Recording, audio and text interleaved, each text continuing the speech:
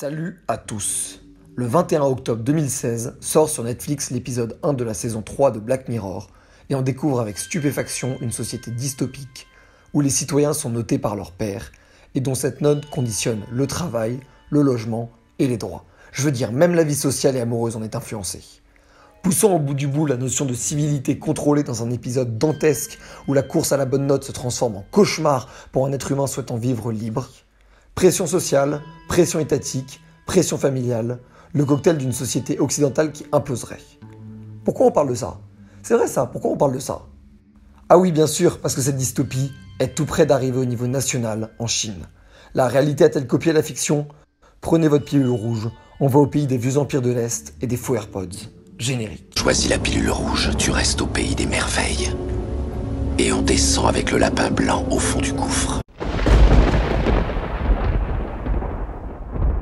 Depuis 2000 et l'apparition du projet piloté par l'honorable Lin Junyu, ingénieur en chef, là c'est lui le mec là sur la photo, le gouvernement chinois cherche à piloter des outils d'analyse de sa population pour connaître la solvabilité de leurs citoyens et de leurs entreprises. Et donc le projet a avancé secrètement jusqu'en 2014, où il est mentionné dans une réunion gouvernementale chinoise comme solution au manque de confiance sur les marchés financiers. En gros, basé sur des technologies avancées de collecte et de traitement de big data, le système est conçu pour surveiller et évaluer de manière constante les comportements dits économiques et non économiques des entreprises. Le but ultime est de forcer les entreprises à se conformer non seulement aux lois, mais aussi aux régulations chinoises.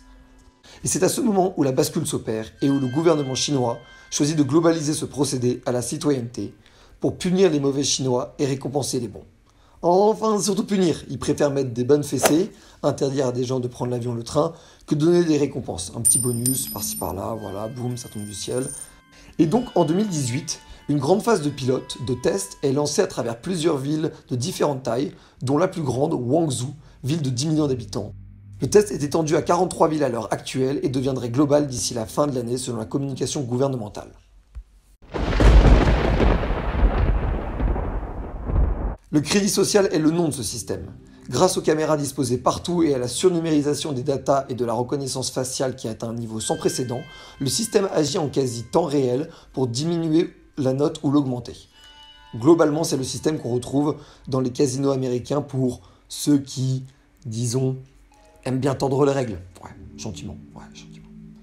Donc les notes sont réparties de AAA à D. AAA, c'est un exemplaire, D, malhonnêteté. En gros, le principe, les citoyens sont d'emblée dotés d'un capital de 1000 points, ce qui implique que le pouvoir considère chaque citoyen comme a priori étant honnête. On voit que la confiance règne.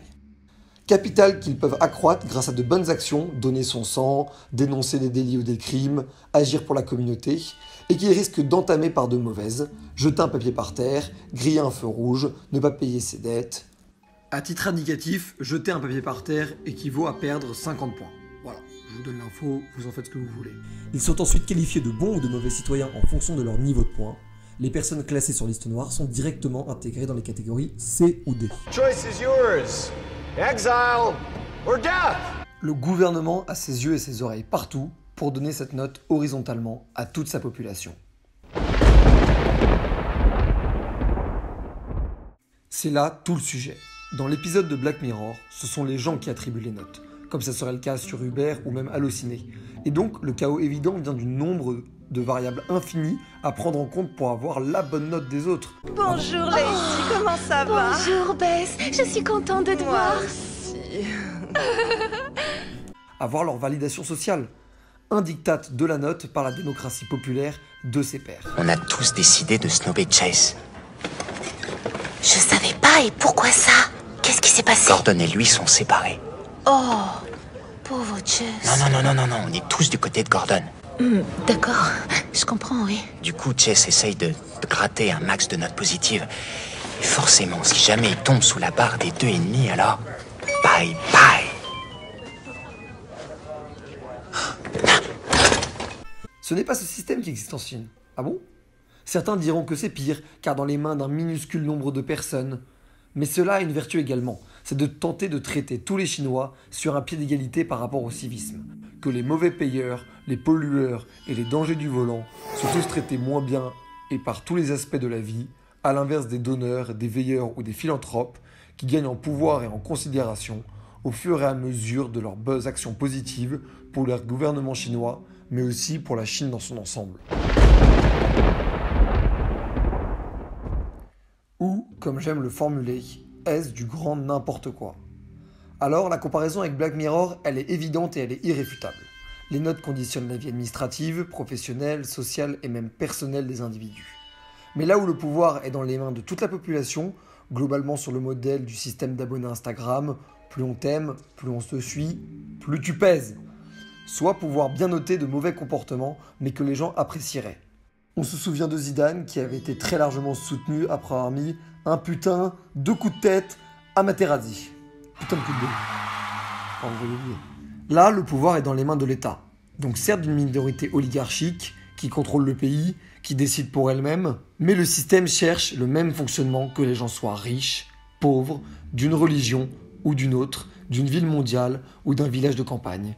Finalement, un traitement du civisme égalitaire, de plus, à l'échelle d'1,5 milliard d'habitants, d'un pays qui a vécu la misère, la disparité sociale en fonction des territoires, et dont le gouvernement cherche à créer un contrôle permanent dans un monde où le numérique est source d'un chaos sans fin. Finalement, pour la Chine, ce projet n'est qu'aboutissement et cohérence de leurs ambitions, rehausser le niveau de vie de ses habitants et accroître leur modèle culturel. La pilule rouge ici, c'est la cohérence de ce projet, et c'est bien plus flippant. Dans une compétition économique mondiale, la Chine fait le choix de la puissance étatique pour faciliter sa marge de manœuvre par rapport aux autres pays. Le choix fait est celui de la suprématie économique contre celle de la liberté de ses concitoyens.